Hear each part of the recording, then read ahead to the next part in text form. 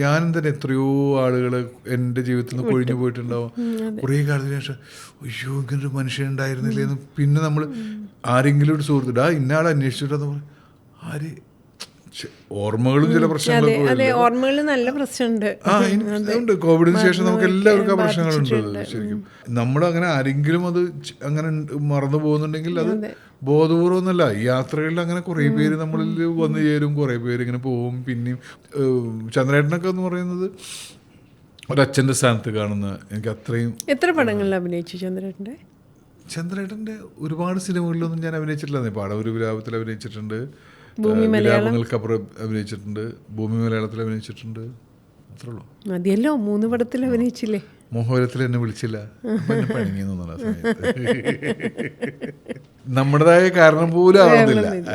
വേറെന്തെങ്കിലും കാരണം കൊണ്ട് നമ്മുടെ അടുത്തൊക്കെ പഠിപ്പിച്ച് അങ്ങനെ പഠിക്കുന്ന സമയത്താണ് മോഹവലം സംഭവിച്ചത്.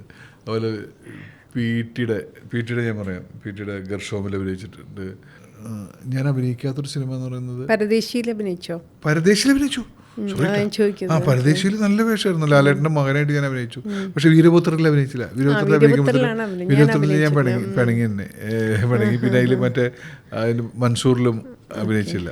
അത് ഞാൻ അങ്ങനെ. പരദേശിയിൽ നല്ല വേഷമായിരുന്നു, ലാലേട്ടൻ്റെ മകനായിട്ടുള്ള വേഷം. അങ്ങനെ ഒരു ഭാഗ്യം ലാലേട്ടൻ്റെ അടുത്ത് എപ്പോഴും ഞാൻ പറയണത്, നിങ്ങളെ കൂട്ടുകാരനായിട്ടും നിങ്ങളെ മകനായിട്ടും അഭിനയിക്കാൻ പറ്റി.